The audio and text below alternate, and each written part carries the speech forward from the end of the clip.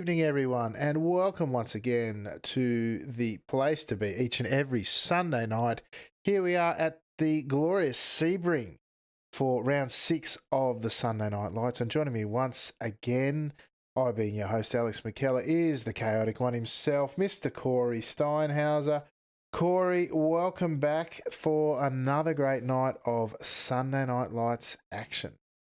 I am glad to be back, Alex. This is fixing to be quite the amazing race that we're going to have here tonight. With 46-12 in the strength of the field from what my software is showing me. Great field of cars that we've got here, 19 cars on the grid. It should be quite a fun show to watch, Alex. Yeah, absolutely. Now, the big news is the Iberian Club have organised another similar style race to this during the midweek, and they've managed to crack in their first attempt the highest strength of field compared to us. They go to 46.73. We're at 46.12, round about the same, but just a couple extra points here and there. But I tell you what, Corey, what that says to me is Skip Barber Racing is going gangbusters, mate. And congratulations to the Iberian guys, and congratulations to the guys who have turned up here once again to support our fantastic Sunday Night Light series. Indeed, Alex. It's amazing to see the Iberians in their first attempt getting such a high strength of field. So I extend my congratulations onto them as well. Top effort, boys. That is amazing. But it also means that we are assembling ourselves just as good of a quality in the field as what they can. And it means that all round, this is just very good news for Skippy Racing on iRacing, Alex. And I'm glad to see the iRacing community, as far as Skippy's concerned, is growing in numbers. Yeah, absolutely, mate. Look, it's fantastic turnout all round. The guys coming out and having great racing, which this car and this current tyre model offers. So, congratulations, everyone. Let's get out there and get on with it tonight. Big field, 19 cars, of course. Plenty of guys here on display. We've got Geodesic's own Dennis Hansen out for a burl. He's got his I rating up after struggling. He's struggling again at the moment, actually, to get it around the track in one piece. But he's back out and back in the top split. Looking forward to seeing how he goes. Top split's own Tim Gorcrotcher, car number 3 in this race, I should say, coming through the hairpin now on the first of his 2 hot laps. Expecting big things from Timmy tonight, are we, Corey? We always expect big things from Timmy, Alex, and I've also noticed that we have one Enzo Cantor making a return to Sunday Night Lights at the moment. Yeah, haven't seen Enzo much in Sunday Night Lights at all this season, actually. I saw him doing some racing earlier in the day, now that you mention it. Thrustmaster Mivano's own Enzo Cantor. I thought the Thrustmaster boys, the Mivano boys, I should say, might have ditched us, but Enzo coming back to show his support for the series. Additionally, we've got Mr. Hendrickson, Team Torpedo, his team, of course. He's our current, he's actually in second place, if I'm not mistaken. Currently led by Sammy J. Toykala, just by a point or two in the Sunday Night Lights standing. Similarly, for the season overall, our series leader is Team Milo's own Sammy J. Toykala. He is out there. Of course, car plate number 4, seated 4th here tonight, Corey. What are we expecting from Sammy J? Well, there's a lot that we can expect from Sammy J. Him and Tim Gorcrotch absolutely dominated the pre-race, Alex, and that was the race that you and me both sat down here and watched as we were warming up for this event. And they both are looking very strong, both Sammy J and Tim Hendrickson there. And another person of notingness is Brenton Hobson making a return to the Skippies as well. Couldn't get enough of us when we had him out here for the first time. I'm glad to see him back on track, Alex. Yeah, absolutely. Great to see another ANZ drive, particularly of Hobson's calibre, out joining us in this fantastic Skip Barber race that we love so much on a Sunday night. Great to get him back out there, representing Synergy Sim Racing, of course, and he put on a great stint at Road Atlanta, I have to say, before he had an unfortunate incident that wasn't of his own making. So I'm looking for big things from Hobson tonight, and hopefully as he comes across the line now for his opening lap of quali, and I'll tell you what, he may not get a second one in. So what's he done here? He's done He's about half a second off the pace there with a 25.6, and I'm not sure that he's got enough time for his second lap, Corey. No, I'm just having a look at my timing and scoring here, Alex, and I must concur with you. I don't think he's going to have enough time at all. In fact, I think he's only going to get about 3/4 of the way through the lap. But at the moment, it looks like Tim Hendrickson leading from the front and showing us all that he's here for business and he's starting it off strong, Alex. Who's that cat? Sorry, I've just been confused. Sorry, mate. I've just noticed that we've had a problem with one of our overlays, and the 12th position there, as is pointed out correctly, is Anthony Cat. So just talk us through one of these closing laps, Corey. Pick someone, talk us through, and I'll reset these overlays. All right, well, we'll stick with Anthony Cat here at the moment since you're already on him. It looks like Anthony is taking a very conservative line through this second lap of his, and looks like he's trying to use up as much of the track as he can, as we see him braking hard for this right-hander, which leads to the end of the club section, because this is where the club section will turn off to the right just there, and this is where we go on to continue on with the full course here at Sebring. It's a quick double apex left-handers there, as we slow down just very slightly for the right-hander. He's taking all the curb that he possibly can before he gets onto this long back straight. And this is where everyone's going to be picking up the most speed. But it looks like he's made a mistake. He's gone off the end of the ripple strip and onto the grass, which means that this lap will be null and void for him. So unfortunately, that's going to keep Anthony Cat right down the bottom in 13th position. But he's still going to continue on with the lap because any track time is valuable practice time. Yeah, And absolutely, mate. And I'm just going to hop back on board Hobson, who's coming here. I'll tell you what, 8, 7, 6 seconds to go. He's got 5 seconds to make it. It's going to be tight, but I just think he's going to miss out. Is he? Yes, he just missed out. But that, folks, means that our grid is set for 19 cars to get through, so let's get on with it. We are, of course, at Sebring International Raceway.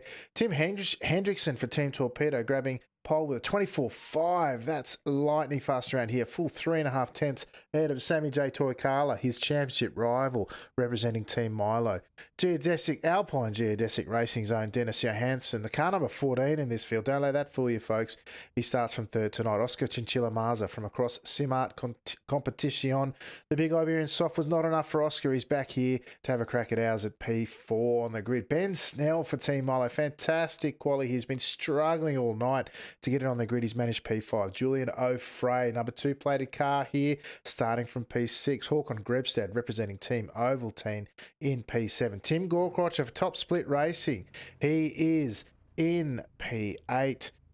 Starting position tonight. Fran Novo Aeneas, another Iberian here from P9. Enzo Kanda for Thrustmaster Mivano Racing, starting in P10. 11. Toshimasa Hanada from Japan, of course. P12. UK and I's Lee Anderson.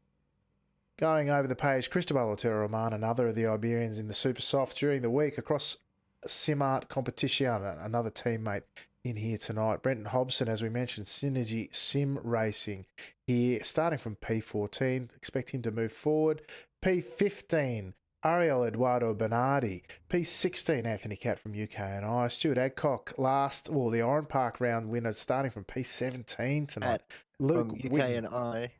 Luke Witten, in P18, and David Stefani all the way down in P19. Sorry if I got lost there for a minute, Corey, but we are about to go green as the light goes on. We're going to pop up the front here. Red lights mean rev. Green light means go, and we are away for the first 10 laps, Corey.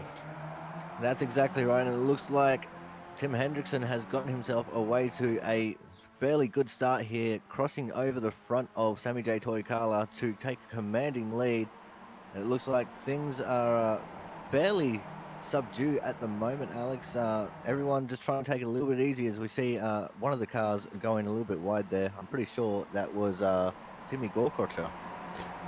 Yeah, could well have been. It's Johansson actually settled at the rear. Oh no, I beg your pardon. My telemetry is wrong.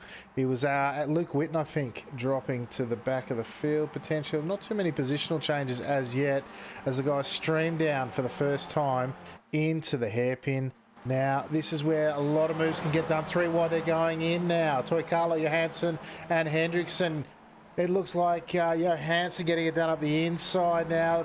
The sheep stations are on the line early as we see Marza now tucked in 4th behind. They're going very, very wide. Look, 3 wide almost still on the approach to Cunningham for the first time. Another half a passing opportunity here as they go 2 wide. Johansson cuts across the front there. Still 2 wide behind as Henderson clips the curbing on the inside to leave Toykala room. And as they head down now into Tower on the mid stages, lap 1, I'll tell you what, it's getting busy up the front, Corey. Yeah, and it was fairly busy at the back as well, Alex. I was just scrolling through the names to see what was going on in the hairpin, and it looks like, unfortunately, David Stefani, Luke Witten, and Brenton Hobson were all involved in an incident going through the hairpin. I'm not sure what's exactly happened, but all 3 of them are down at the back now, especially Brenton Hobson, who has fallen right off the pace and is starting to lose Luke Witten here as well, Alex. Yeah, it looks like he might be missing a nose, but once again, the terrible camera angles here really costing us a good view, unfortunately. But we'll fight on as best we can. Here as they go 2 wide now. Hendrickson on the inside on the approach to Sunset at the end of this massive back straight. Of course, this is a former airport in the old war days, so there's plenty of straight to play with. Very flat, except for the massive bumps, of course. There's no elevation changes here, as often the case at US tracks. But tonight, look at this string of cars, Corey. I don't know, what are we like? We're 13 deep in the lead pack at the end of lap 1. That's outstanding already. Yeah, indeed it is, Alex. I haven't seen racing like this since I think it was Imola last season, where we got a spinner in the back big there. one at I'm the not back. sure who that is. This time you're Nostradamus, mate. You picked it last lap, but it's this lap. It's Tim Gorcrotcher who's gone off wide. Why don't we try and grab a replay and see what happened to Mr. Gorcrotcher there? We'll hop on board now. Timmy G, as he comes in, he's on the narrow inside line defending, and the rear's gone. The rear's just stepped out. Looks like he might have done that all on his own here, folks. No joy for Mr. Gorcrotcher in his return to Sunday night racing at the big event, Corey. Yeah, and that's very unfortunate for Tim. He was looking for a good result. After getting such a good result in the pre-race, he fought his way up from deep in the pack to get himself a podium. So it's unfortunate to see him down in that area. But we got a battle transpiring for the lead right now, Alex. Tim Hendrickson and Dennis Johansson are fighting tooth and nail at the moment. Absolutely. Sammy J. Toykalo just tucked in behind his Team Milo teammate in Ben Snell, sitting a further spot 1 back in P4. P5, of course, Julian O'Fray. I tell you what, you could go through a lot of them. They're still nose to tail back down to P8 with Enzo Cantor and Oscar Chinchilla Marza swapping positions and not paint this time round. As positions up the front are changing again. Tell you what, it's tough. You got to keep up to them. We hop on board with Sammy J. Toykala, who's probably in the best position at the moment to see this action between these front 2. No love lost in these front 2. They've had a bit of heavy and hard racing here this week, as we see Johansson now pull out to the inside of Hendrickson to go 2 wide into Sunset once again. Will Toykala have a look? No, he turns in nice and early. And as you do here at Sunset and go along for the ride, the skippies, look at the rear, the cars stepping out everywhere. It's all happening still here at Sebring here tonight, Corey. Indeed it is, and as we see them going 2 by 2, 3 deep, almost. This is some absolutely incredible racing at the moment, Alex. I knew when we were coming to Sebring, we were going to be treated to an absolute show, and an absolute show is exactly what we're getting. As we see Dennis now making his way back up on the inside of Hendrickson as they went through turn 1. And it looks like Ben is also getting challenged by Julian Alfray at the moment, Alex. Oh, these camera angles are killing me, Corey. They really are. Someone please do me have a camera pack. We are, as you say, on the early to mid stages of lap 3, Corey. As they head down to the hairpin, they are, in fact, 8 deep here with Chinchilla Marza. Oh, this camera pack's, Corey. Better angle now as they approach in. It is single file, almost, yes. Oh, a couple in the rear. They got to get through there. It's Grebstad poking the nose up the inside of O'Fray there by the looks. They get it sorted. I don't know if any positions were exchanged, but they live to fight another day as the guys now coming down towards the Cunningham turn at turn 10. Another potential passing opportunity here. 2 by 2 they go. Hendrickson and Johansson. I tell you what, those two are lightning fast, and it might be the only thing that's keeping the other folks in here as we try to hop on board the Top Split TV chopper. It's about the only thing that's going to cover the angle here. Oh, as we see once again, Johansson tries to switch back. Goes side by side up this back straight on the approach, or the straight section, I should say, on the approach to the kink, and then the S's on the approach to Le Mans on the back straight, Corey. Action packed as the 2 green Milo cars going nose to tail here once again, with Grebstad a couple of positions behind, separated by O'Fray, Corey. Yeah, that's exactly it, Alex. And these guys, we say it every week, they're racing for sheep stations, and this is just the proof in the pudding. These guys are fighting absolutely tooth and nail, trying to get whatever advantage they can, wherever they can, as we see the drafting effect taking action right now as we go 2 by 2 coming into this final sequence of corners, Alex. Oh, they're 2 by 2 everywhere, and I can't find the view of it because the cameras seem to be somewhat stuck, unfortunately, but let's keep going on here. We'll hop on board with Sammy J. Toykala now. Snell making the move up the inside of Sunset that time round. So it's all happening here. These guys, let's see if we can't get a bit of look here. There we go. 2 by 2 they go through the turn 1. I tell you what, that's an angle and a half. 2 Milo cars side by side, and they make it work, Corey. All the better for having done it. What do you reckon?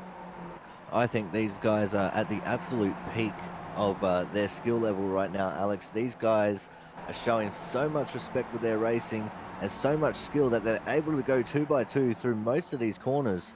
As we see now, Ben Snell maybe looking to try and get into the draft of Tim Hendrickson there and take second place from Dennis Johansson. It's going to be close as Håkon Grebstad goes to make it 3 wide, Alex.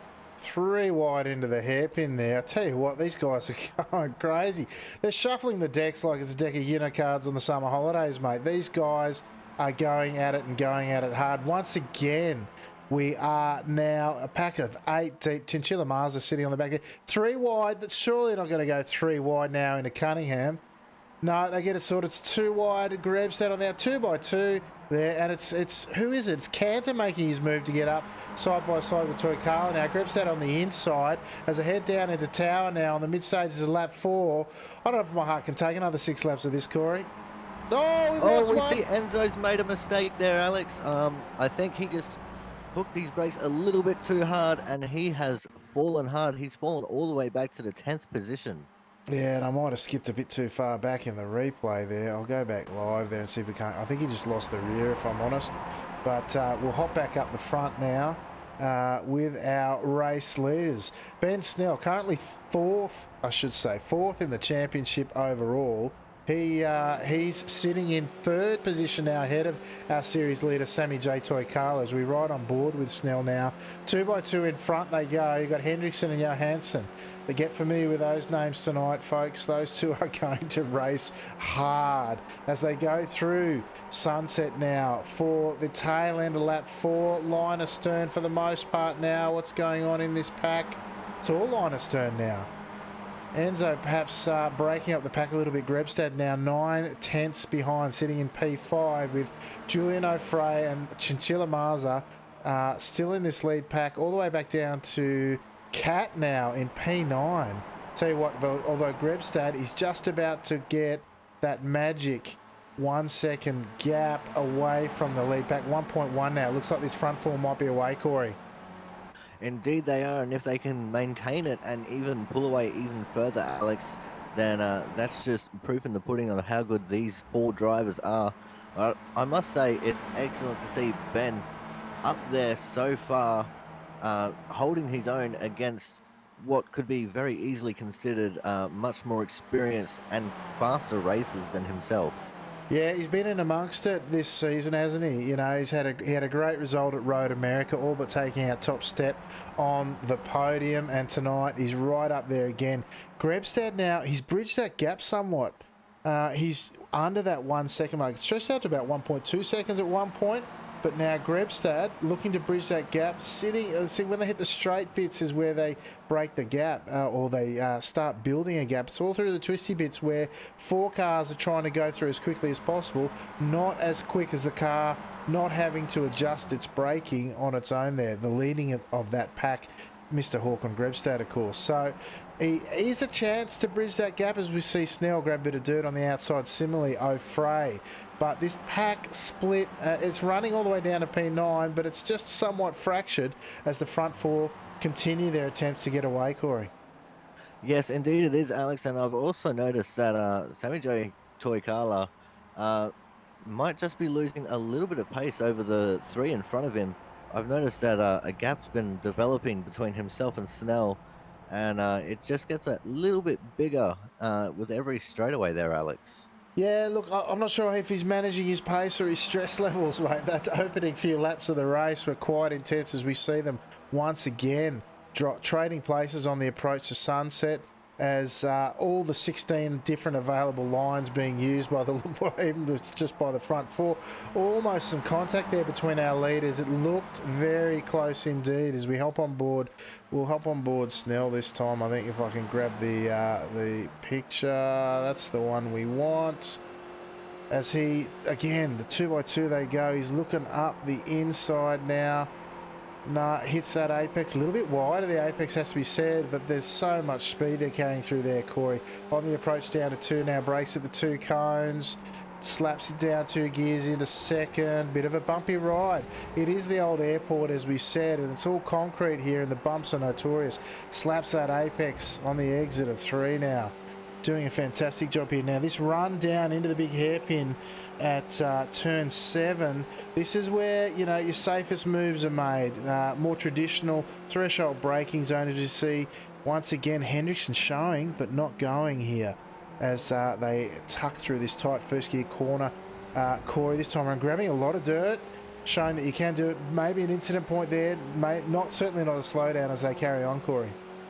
Yeah, indeed, Alex. And as you said, that is one place where you can get a very traditional deep brake overtake done, but it's also a place where you can make the smallest of mistakes and take out half the field, which I hope we don't see tonight. But you know, they're always going to be on the very edge of just that limit of, you know, absolute disaster as they're coming through that hairpin.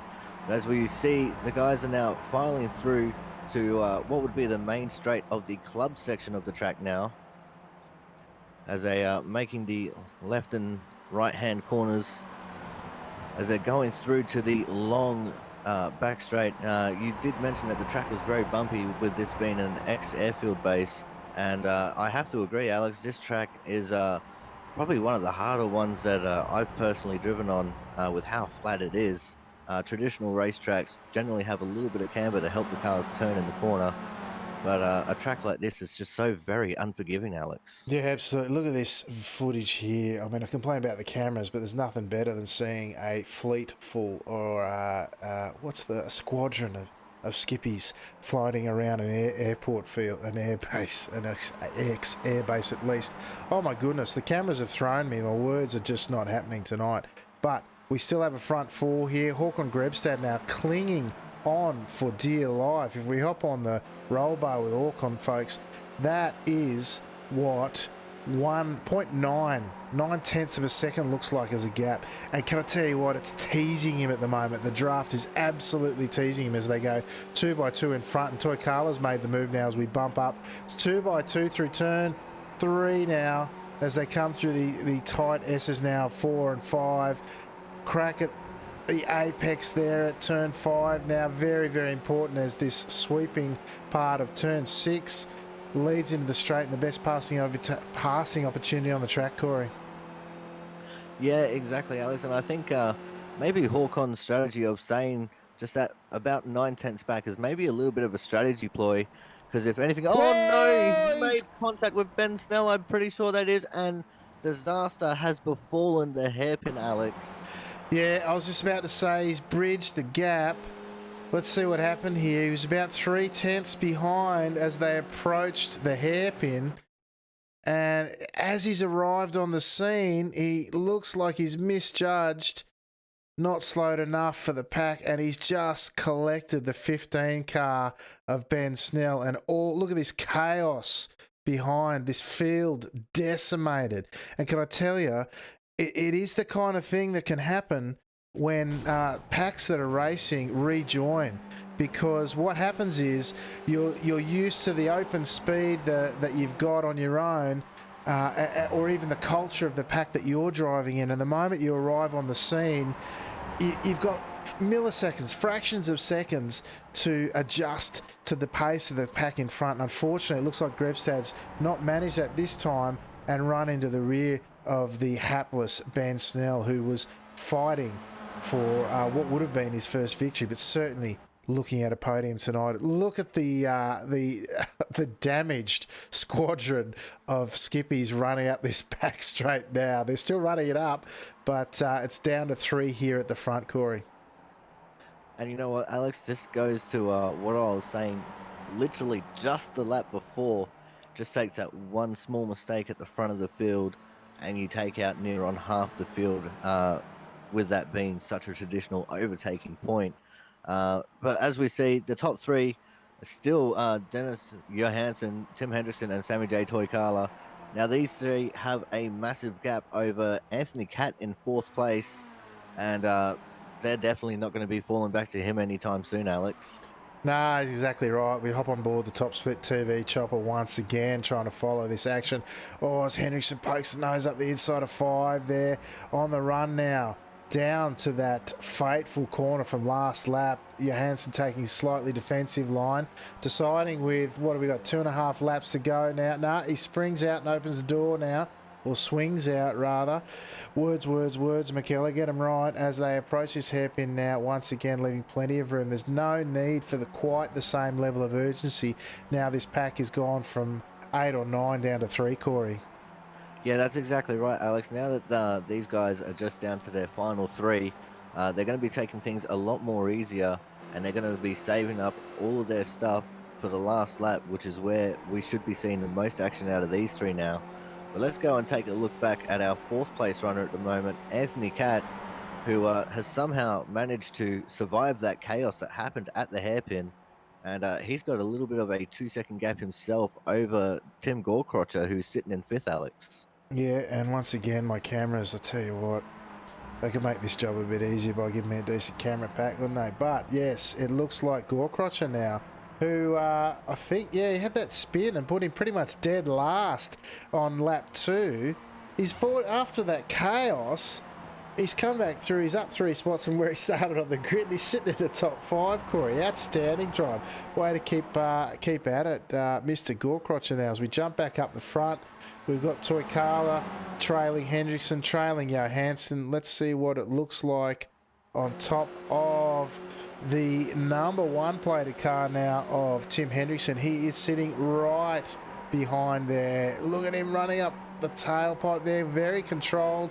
Look at the wheel work you got to do to get through that corner. It's not only the bumps, it's the angle. There's no camber there on concrete, and you do well just not to slide the damn thing, Corey, and let alone go around at the pace that these guys are doing. Fantastic driving from the front 3. Yeah, that's exactly right, Alex. I actually did a race earlier today for the first time in weeks in an official Skippy server, and my biggest struggle was trying to get around that final corner.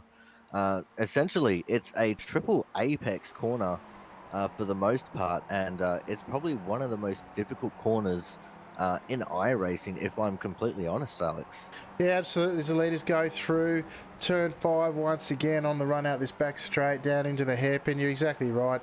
The suspension in these cars is a little bit more forgiving than some of the stiffer suspension of other open wheel series, but A lot of the guys here dropping the SPO, the spring perch offset, just to give the ride height a little bit of extra breathing room. Not only for some of the big curbs around here, but just to settle the car through the likes of Sunset and Turn 1. Turn 1 itself, a very sweeping left-hander, very easy for the rear of the car to step out with some of the bumps along here, as we might just hop on board with Mr. Hendrickson once again as we see this battle for the lead out fault. You see that big curb on the inside of Cunningham there. On the these guys ride with ease, no doubt. That suspension that we were talking about, accepting those adjustments handily as they come down now. Second or third gear, depending on your preference through there, again riding the curve there. Probably second, looking at the judging by the rotation that they had there. Team Torpedo's own Tim Hendrickson taking it to Johansson. Like I said, no love lost here over the past week, Corey. Interesting to see how they play out in the big one. Yeah, that's exactly right, Alex. We've seen a lot of salt between these two in certain areas of where we can view, and these guys are definitely throwing the gauntlet down with each other. As you see Sammy J. Toykala going that little bit wide on the straightaway, breaking the draft, just so he's not going to run up the back of Hendrickson. I think Hendrickson is actually just sitting back behind Dennis at the moment, weighing up his options for the last lap pass, going down that long straightaway, Alex. Yeah, it could be 3 wide into that final corner. Call from the audience was 4 wide would be better, but alas, we were robbed of that opportunity now as Hendrickson comes up towards Johansson once again. Will he make his move this time, or will he settle? Looks like he's settling in behind, letting Johansson lead, although he gets checked up a bit there. See the wheel work to keep control of this as the rear look to get away. No doubt the brake bias on these guys heavily weighted towards the rear. Very easy for the car to step out through those sorts of conditions, Corey. But again, through turn 2 now they go, through 3, 4, and now 5. On the exit of 5 now, very important corner if you want to get it done. This is the last lap, of course, so this is where it's boom or bust for these guys, Corey.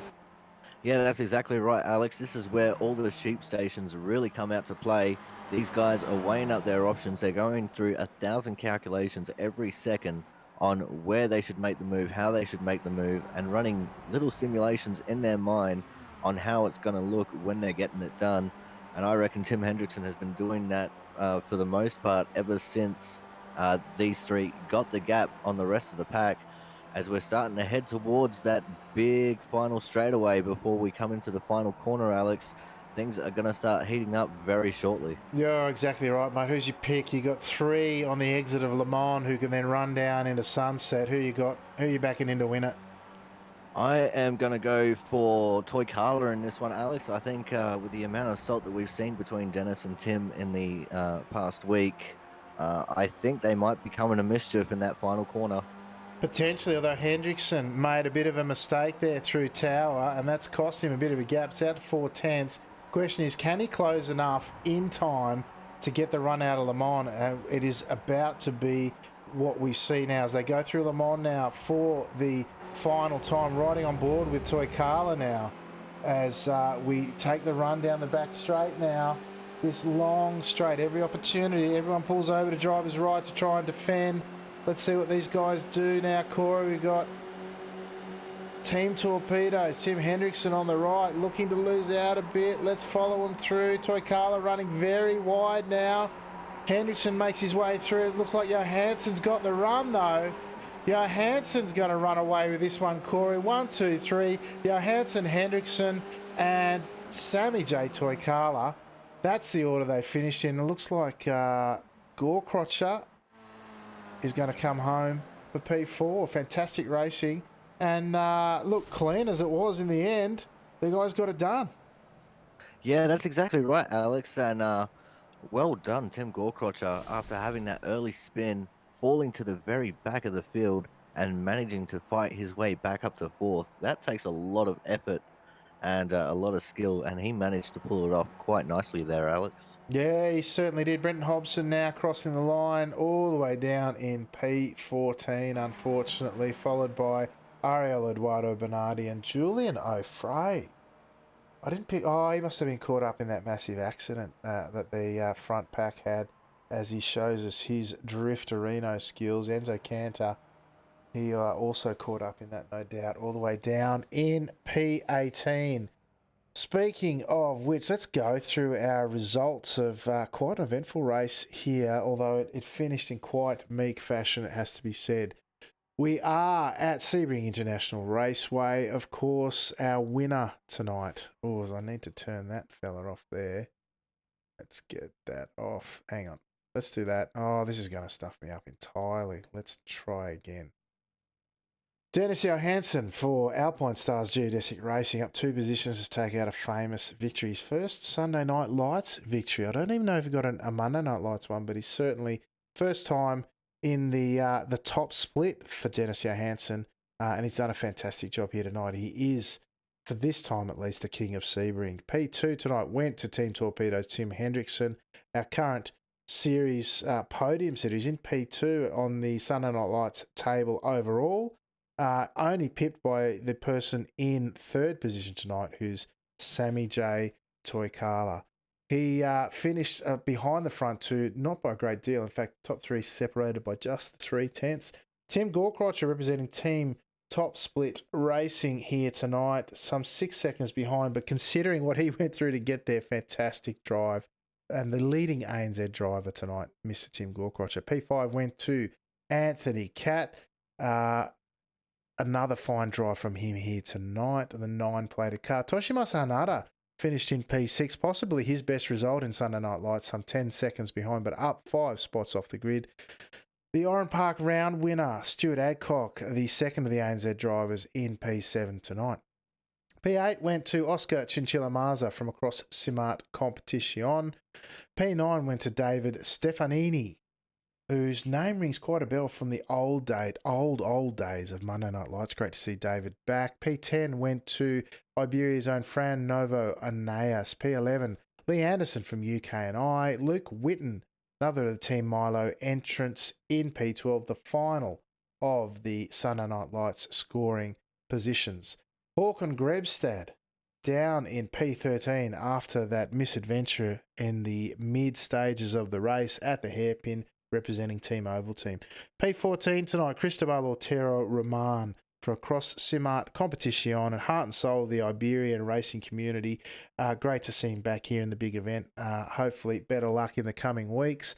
P15 tonight for Brenton Hobson, making his second appearance in the top split racing coverage tonight for Synergy Sim Racing, of course.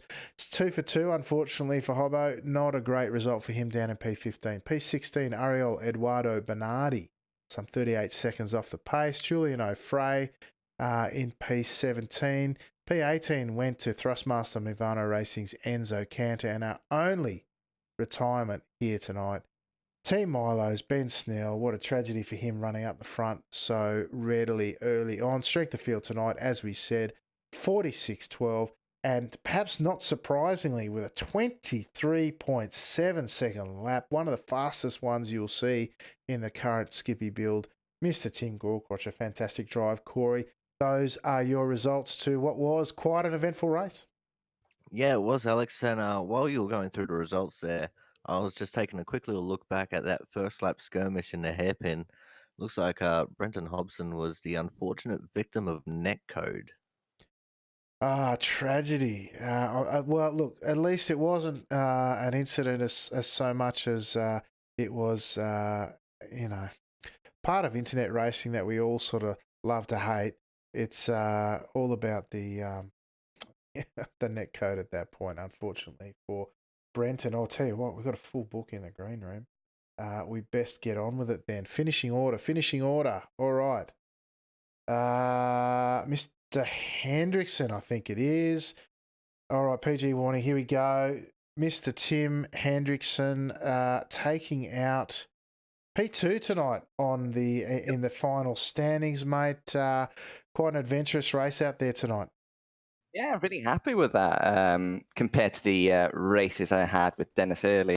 I was a bit worried when I saw he was up there, but I'm really happy he actually tried to keep it clean for once. Yeah, it was good. I really enjoyed it. Yeah, excellent. Looked like it was fairly hectic in the early runnings.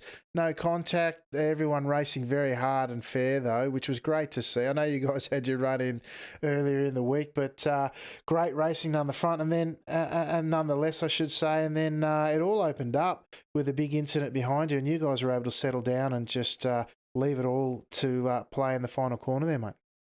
Pretty much. I'm supposed to thank Håkon because Enzo told me to, and Ben asked me to. So that's thank you, Håkon. Yeah, I mean, this race was just herding sheep pretty much, keeping your car in the right position. Because as soon as that pack behind disappeared, I was pretty sure that Sammy was just going to be if we're going to keep the whole farm thing going, he was going to be a little sheep and be nice and gentle and not do anything. So I was just kind of waiting. I didn't really see like a reason to stay as aggressive as I was early on, because I usually use my aggression if I want to, defend from the people behind, and there just was no reason to defend anymore. So I just sat behind, and final lap, I just kind of messed up the last couple of sectors. Gave Dennis too much of a lead, and once Sammy challenged me on the final straight, we were pretty much fighting for P2. Yeah, that's the way it sort of looked like to us, mate. So, I think it was down through Cunningham. No, it was Tower, I think, on that final lap. Just that little bit of a mistake there cost you the gap and the chance down the back straight into Sunset. So, but certainly, cooler heads prevailing and putting on a great show tonight, mate. So, congratulations on the podium. That might even put you at the top of the standings, because I know Sammy J and yourself were fighting it out for the top of the SNL standings, so that might just get you up, but we'll have to see how they shake out. I think we're equal now, because we were on 142 and 144, and I got the pole position and a position ahead, so I'm pretty sure we're both on the same amount of points. Well, all to play for in the coming weeks then. So congratulations, mate, on the podium here tonight. Look forward to seeing you in the coming weeks. Anyone you'd like to give a shout out to before we let you go? You guys, of course, for putting on this fantastic broadcast every week. And of course, Team Torpedo for being the best sim racing team on the iRacing service. Anyone else?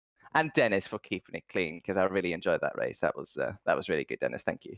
Awesome. Glad to hear it, Tim. And like I said, mate, we look forward to seeing you in the coming weeks. Leading race winner so far through this week. Hopefully some more to come for your way. Definitely. There you go, Corey. It's all peace and love here tonight. That's what we like. Fantastic racing there from the front too, and looks like they've kissed and made up. Yeah, exactly, Alex. And I'm glad to see that they've gotten themselves sorted out and they were able to have a lot of fun with their racing there. Tim Hendrickson and Dennis Johansson, obviously, on top of their game here at Sebring and coming away with first and second. And, the guys are just having fun. And that's what we love to see, especially when it comes to having such close competition. Absolutely. What's not fun about coming first and second in one of the toughest races you'll ever have? Congratulations to them both for achieving that, and well done indeed. Now, our next person in finishing order was Mr. Tim Gorcrotch. Tim, mate, I think our race replay is about to catch your moment at turn two, which didn't go. Turn one on lap two, which didn't go your way. But what a fight back, mate! Tell us about that. Yeah, I thought I could. What was that? On the inside of Enzo in turn one, and that didn't quite go to plan. And I shouldn't. I should have just let him go. But I think it worked out pretty well in the end, because if I did let him go, I would have got caught up in the incident that took out half the field. But back to 16th or 18th or something, and worked pretty hard. Just eyes forward and knew what I had to do, and like I felt, I had pace good enough for the win, but I was too far back too early on in the piece. So to finish, 6-7 seconds off the lead and really like to chase Anthony down hard with 3 seconds or so with a few laps to go was really good fun. And look, he didn't make it too difficult in the end. I think he realised it was a pretty good race for him, a pretty good race for me, and if he got fourth or fifth or whatever, he was pretty happy. So, but a lot of fun, really, really enjoyable. But I was so close to old F4ing. I'm just so glad I didn't. Yeah, mate. Well, that's a message to everyone out there, isn't it? You never give up. on what might unfold, particularly when those incidents happen early in the race, mate. As you say, get the head down, just chase the laps, consistency, and the race, who knows what'll come to you in it, mate. So congratulations. Honestly, great drive in a very, very strong field. So well done on getting, well, it was P4 in the end, mate. I had you down as P5, so even better. Congratulations, mate. I missed that overtake on the last lap, but well done, mate. Now, before we let you go, thank you once again for your support at Oran Park. Really appreciated you filling in. But anyone you'd like to give a shout out to before we let you go? No, but obviously it was a big responsibility of on Corey's shoulders. So good on you, Corey, for having a crack, and I really enjoyed having a call. So happy to do that again. At some point if the guys are happy to have you and I stream, maybe we can get Alex out on track. He's a 5.5K driver, so I'm pretty sure the crowd out there wants to see him race sometime. But it was a good race today. I appreciate everyone coming out. Good soft again, and personally pretty happy to get a reasonable result for a change. Yeah, nice one, mate. You don't want to see me out on track. I struggle with these. These are the big ones. I'm probably better off in here. All right, mate. Thanks, Tim, and hopefully we'll see you out on track in the coming weeks. Yeah, thanks, gentlemen. Have a good one. There you go, Corey. Your other partner in crime, Mr. Gorkrotch. All right, he pegged his P5, but he grabbed on a P4. Great drive coming through the field. Yeah, exactly. And it's amazing that he could fall so far to the back and even contemplating uh, DNFing the race just to fight back and coming fourth there. An incredible recovery drive by any means. I'm pretty sure that would also rival maybe Tim Hendrickson's run from earlier in the season where he started from the back and went to the front. And if he wants to come back up into the broadcast booth with me while you hit the track, I'd be more than happy to take that on. It'd be entertaining to see how you'd run in one of these very high strength of field races as well, Alex. Yeah, the answer's not very well, mate. The I ratings all for show as far as I'm concerned from my part. But yeah, I appreciate it, mate. Again, you guys put on a fantastic show. Now, let's get Mr. Grebstad, Team Ovaltine's own Håkon Grebstad, who tonight was at the centre of the big incident there that took out or decimated the front pack, as it turns out, at the hairpin in the mid stages, languishing, as it turns out, back in P13. Håkon, tell us how the race unfolded. Yeah, not the greatest night. It was going well up until the point where I got into bend. I just wasn't expecting such a big check. I had plenty of room in front of me, so I figured I didn't need to brake super early. Even though I did brake earlier than I would solo, but yeah, it wasn't enough. Yeah, it's an unfortunate part of racing. I talked about it during the race. Sometimes when you're racing solo, when you arrive on that pack that you've been chasing so hard, that's the moment where it can all just unravel, as you've got to readjust from solo to pack racing, and it's just so easy to get brought unstuck, particularly in such a heavy threshold braking zone like that, mate. So these things happen in racing, but hopefully onwards and upwards from here, and the results will start coming your way, mate. Yeah, I felt like I had pace tonight, but yeah, obviously it didn't go as well as I was hoping to. Gotta apologize to everyone for my stupid rejoin after my incident, but yeah, Well, shit mate, happens. yeah, that's it. Hopefully, in the coming weeks, things will be on the upside of this from this week's race, mate. But thanks, thanks for joining us on Track It in the booth once again, mate. Anyone you'd like to give a shout out to? I just gotta thank you guys for doing this. Awesome, thanks, mate. Much appreciated, and we'll talk to you no doubt in the coming weeks. Yeah, no worries. Oh, they keep thanking us for the broadcast, mate, but they haven't seen the shoddy camera work tonight. So, thanks in advance, guys. Do appreciate it. But yeah, Håkon there sounds somewhat contrite for the part he played tonight, but certainly easy done at that sort of corner, Corey. Yeah, exactly right, Alex. And as I was saying the lap before, it's so easy to make a mistake into that corner, especially with the way that the current skippy is. It's so easy to lock up a rear brake or just stand on the brake just a little bit too hard and all end up in tragedy. And as you could hear, Hawkon obviously very verbally dejected there and apologetic. And as far as the camera angles go, I'm pretty sure we put on as best of a quality as we could, but I'm pretty sure both of us would probably muchly appreciate it if someone could come up with a custom camera pack for us for difficult tracks like this. Oh, Les Peck's usually a great one for it. He's done a few for me in the past and he does a great job. But this one, I tell you what, Sebring, it's a nightmare. But now, the interview we've all been waiting for. So I was Team sure you- Mivano's okay. own Enzo Canna joining us after somewhat of an hiatus from Sunday Night Racing. Enzo, welcome back, mate. Not the race you were hoping to have on your return. Can you change the question? Sorry, mate. Welcome back to the series, mate. It's great to have you back. I thought you boys had abandoned us, but you were in amongst it early, but then the race didn't quite go your way. Well, I didn't abandon you. You are my friend. I love you, you know. So I only have too much work to do, and I left the sim for a big while. So this track I like so much. So I managed to come back in this series today to try to do a good race. And well, my summary is that. I missed the second qualifying lap.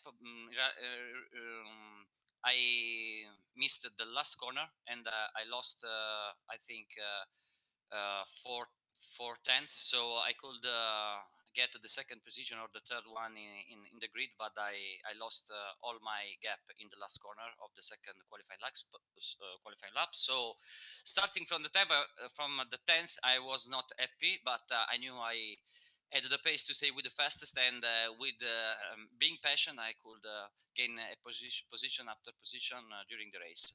So this is what I did, and well, the first scary moment was when I was trying to pass my friend Tim on the outside in turn one, because I saw him spinning, and his spoon seems a never-ending spin. So I was thinking he could finish over me, but fortunately he didn't. So I took the corner a little bit wide in order to avoid the contact, and then yeah, I was trying to work to gain positions, and finally I had two contacts with Ekhan, and I think it's completely his fault.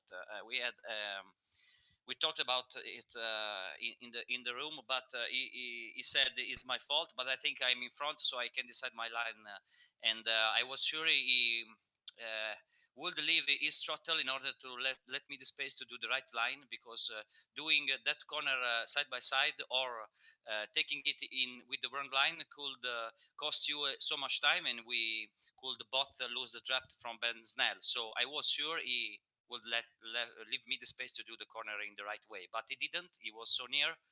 I think it was a useless move, and then when I was trying to recover my gap, he rejoining the track in the exact moment when I was passing there. So perhaps he thought it wasn't enough the first contact, and he decided to finish the work. I don't know. Surely I'm joking, but well, not a good race for me. But I was with the fastest, so I'm satisfied. Yeah, mate, certainly had the pace tonight, and it's great to have you back in the series, mate. We missed you, so welcome back. Not the race you were looking for, but certainly one to build on in the coming weeks, hopefully when your schedule frees up and we can see you back for the biggest Skippy race going around. As we just catching the vision of you spinning around there.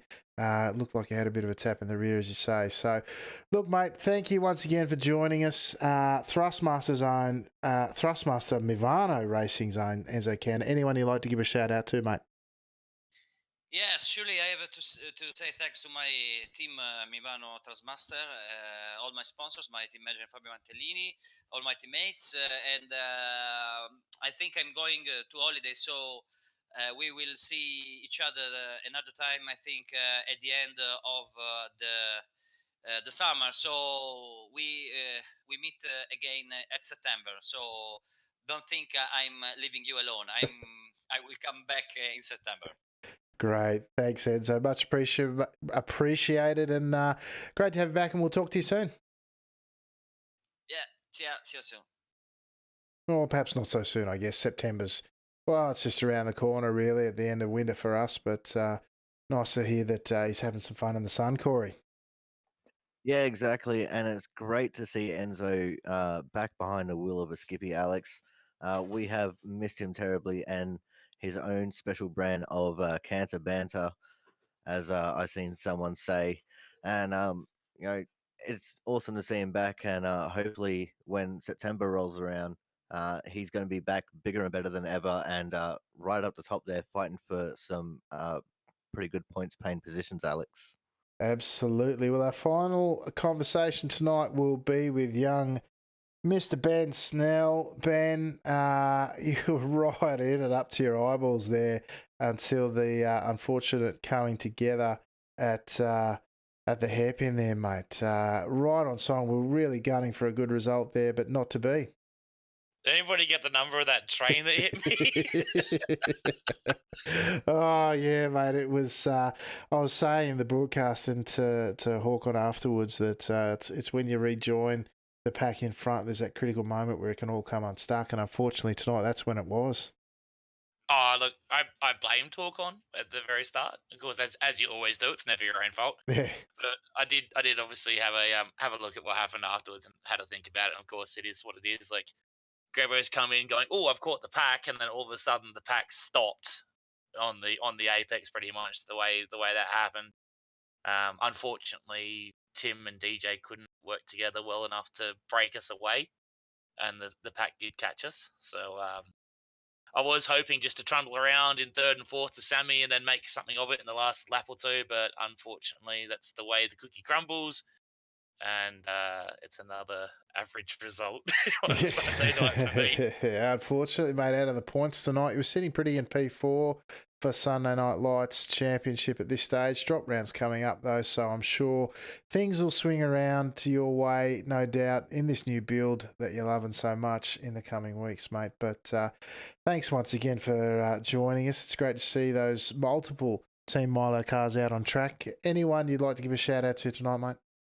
Of course, as usual, you guys putting on the broadcast, bringing out the cream of the crop when it comes to the Skippy community. Of course, thank you to everybody that came out and raced with us, even Grevo, and of course, go Team Milo. Go Team Milo, indeed. Thanks, Ben, mate. We'll talk to you in the coming weeks. Cheers, guys. There you go, Corey. That was Team Milo's own Ben Snell as we try and find... There we go. There's a wide shot. That'll do us. That brings about a close to our coverage of Sebring International Raceway for round 6, of course. Corey, free track next week. We're off to Laguna Seca. What do you think that holds in store for us? Well, it's definitely going to be a very interesting combination, Alex, with the way that the tire model is and the trickiness of Laguna Seca, especially with the corkscrew. We should be in for some great racing. Hard luck to Ben there for what transpired in the hairpin, but he's very lucky that we do actually have drop rounds in a series, and this will be definitely one of his, Alex. But overall, what a great race. The guys have definitely turned up the heat this entire race. We might not have had the biggest strength of field for the week, but we definitely had probably some of the best racing that we've seen in a long time. Yeah, absolutely right, mate. But hopefully bigger and better next week as well. Certainly the 3-car finish tonight was not what we were looking for at the start of it, but certainly the action was aplenty and coming thick and fast throughout. But that'll about do us for the night, folks. On the screen is all the places you can find us. But speaking of which, Corey, where can we find you this week? You guys can find me at twitch.tv/Corey Has No Life 13. We will put up a explicit content warning. Alex told me to say it properly, but I'm still not going to. Sorry, mate. The language is a bit of the fruity variety, so if you like a bit of banter, then come and check me out. Absolutely, Corey. Colourful language. Plenty, of course. The race replay tonight, from tonight, and all the other Sunday Night Lights events will be on the Top Split YouTube channel. Discord, that important one. If you want to be part of the broadcast where the interviews are done and what have you, it is there. Now, new podcast out today. Topsplit.com, AJ, the good doctor, and I back in action talking about Donut Gate. That topic on the front of everyone's mind at the moment. Facebook, of course, and Twitch, which is where we are now, and where we hope to see AJ back on his channel pretty soon, folks. But for now, though, on behalf of my co-host, the chaotic one, Corey Steinhauser, I've been your host, Alex McKellar. And until the same bat time, same bat channel next week, I will say ciao for now.